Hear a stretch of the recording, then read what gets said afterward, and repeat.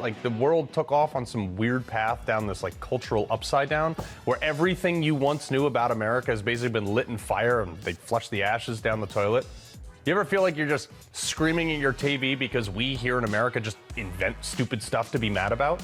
I'm there. Consider this next few minutes like deeply therapeutic for me, but I just got to get some of this stuff off my chest. And the wokies, if you're hyperventilating, wearing a mask alone in your car on your way to yoga or whatever you do in your off time, you can freak out all you want. I'm done staying silent on all this social justice groupthink.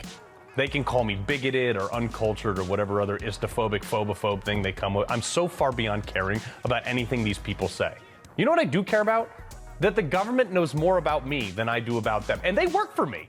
And I have a Fourth Amendment right, and they apparently don't even care about that.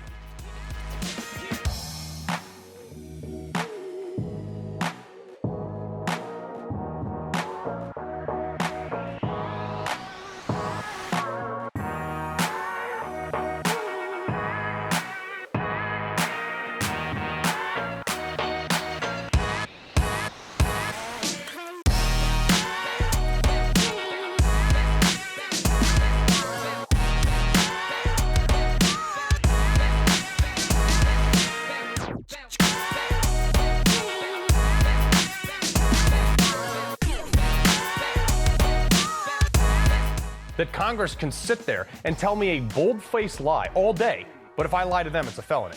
I don't feel too represented by that. And those same people printing money, saddling my children with debt so they can ship pallets of cash to countries that hate us, some of which turned around and go buy weapons that are used on American service members. Then nothing happens. It's just my take. Any country that can afford to send money from its citizens to other countries is taxing its citizens a little bit too much. All the while seemingly not caring that everything here costs more. People can't afford their mortgages and are having their homes taken away. Meanwhile, squatters are moving in rent-free while the homeowners get arrested for changing their locks. Then I got to listen to KJP go up there and tell me how good the economy is doing. It's not.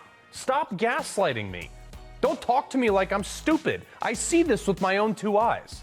Look, I pay your salary, lady. And then the salaries of these government employees that on average, by the way, make 40% more than their civilian counterparts. KJP, this woman, for doing nothing well in her entire life, makes $174,000 a year. She hasn't given me one straight answer since she stepped up to that podium, I don't know how long, it seems like 40 years long, by the way things are going. Oh, Carl, you seem so, I am angry. I'm really angry. I have had enough of this crap. I feel like a second-class citizen in my own country, while illegal immigrants invading my homeland get handed $1,400 debit cards. You get an iPhone 15 and free hotel rooms. It's like an Oprah scene. You get a car, and then you get a car, but we as citizens get nothing. American citizens are on the street because we're getting evicted from our homes, because we can't pay our mortgages, because we're losing our jobs to some machine that was automated after some bureaucrat decided to raise the minimum wage to $20 an hour, and now companies can't afford to keep people employed. We got 20 veterans a day killing themselves. Others are sleeping on trash bags after fighting a 20-year war for our country's military-industrial complex, only to turn the country right back over to the same terrorists we just fought. And then when we get home, we get put on some waiting list while we're trying to get help, while the VA rehires 8,000 incompetent fired employees. And then finally, Finally, we do get an appointment at our local VA. Sometimes it's like 200 miles away from our home.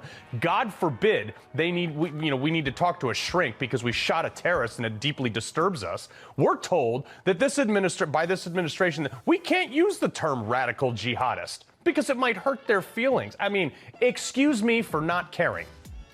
Uncle Sam can send us 6,000 miles away to shoot these people, but I'm not allowed to come home and call them a mean name. You can get bent. This government doesn't want me to use the term radical jihadist, illegal immigrant, or call someone a tranny, but the President of the United States can stand in front of U.S. Marines in Philadelphia and call you and me a threat to America because we voted for the other guy. Illegals are getting fist bumped from border agents while getting waved through the border with like sacks of drugs on their backs that kill Americans, by the way. Yet TSA pats me down, checks my bag, gives me everything but a proctology exam, and makes grandma get out of her wheelchair when we're trying to get on a plane to fly from one American city to another American city. Meanwhile, You got real threats. Girls here in New York getting punched in the face just walking down the street for no reason. What are they doing about it? Nothing. People fighting on subways, and the guy who kicked a cop in the face, that immigrant, that illegal immigrant, they let him walk right out the front door of the courthouse sporting double-barreled middle fingers. And then these deep blue cities wonder why they can't retain their police force. Gee. Instead of dealing with any of that, you throw Daniel Penny in jail for actually protecting innocent people against a crazy guy. Then send up the bat signal, man. This is the inmates running the asylum. My producer was thrown off a bus that she takes lawfully every day because that day the scanner didn't properly read her bus pass. Where she takes this every day, and then she's got to go take a day off, go to court where they said, oh, here's another $100 fine because our equipment didn't work. I mean, why is it that these people who are supposed to be civil servants are increasingly not civil, nor do I feel like they're serving anyone? This makes me want to dump a bunch of tea in the harbor. You wonder where all these people and these crazy ideas come from? I'll tell you. They came from our educational system that prioritizes its own function and structure and dystopian beliefs over actually teaching our kids anything worthwhile. You can't say anything about it either, otherwise the FBI is going to come in, the G-Man, and put you on some domestic terrorist watch list. Parents are getting hauled out of school board meetings for reading the very books being provided to our children. Nope, you can't read that here, sir. It's inappropriate for a public forum like an adult school board meeting. Yeah? Then why the hell is it in my second grader's classroom reading, Randy Weingarten? I mean, good Lord. If you're as angry at this as I am, good. We're not the crazy ones here. We got tampons in boys' elementary school bathrooms, but don't you dare put a post up on Facebook of that or you'll get banned for something stupid like hate speech. And it's going to be fact-checked by some guy sitting in his mom's basement in a beanbag naked eating Cheetos that thinks men can breastfeed and they have pronouns in their email signature. What the hell happened to this country? There's so many terms now I'm supposed to remember to be sensitive about people. And according to some purple-haired barista, I'm supposed to refer to myself as cisgender rather than just saying I'm normal. Can't say that. Or their flesh hoop earrings will combust and I'm supposed to care about their feelings. I don't. And if you don't want to live in the land of make-believe with their random pronouns or stupid weird fetishes, I'm shouted down. I'm doxxed. I'm made out to be the bad guy because this generation is so soft. This generation is so lucky to have never endured a hardship that they think that if you have a difference of opinion, it's considered violence now. I mean, bring back the draft. Let them see what actual violence really is. It'd give them a little bit of perspective on stuff. We have an entire generation graduating from high school that has never been punched in the face on the playground. And it shows. These people destroy everything they touch. They never make anything better with their incessant whining.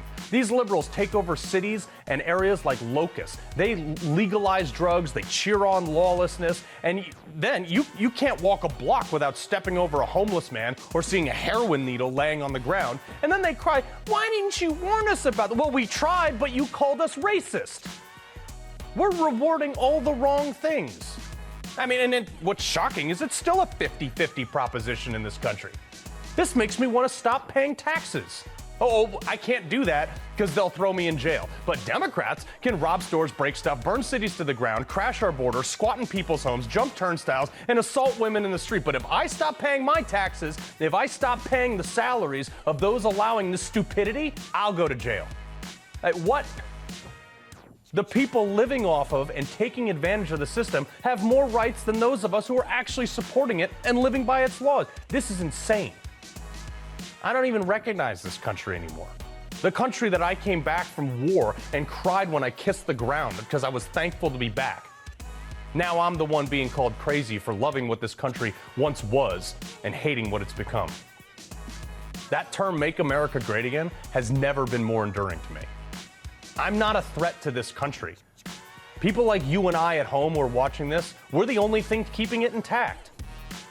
I've worked and I've paid taxes and I've had a job since I was in high school. I spent 9 years in the military. I own businesses. I've employed people. I've been an elected member of my town council. I participate in community service. I don't break any laws. Yet I'm being told by some doddering old man that happens to live at 1600 Pennsylvania Avenue that I'm a threat to democracy. And I got 2 words for that I'm not allowed to say on TV. Folks, it's time to get loud. can't stay silent on this anymore.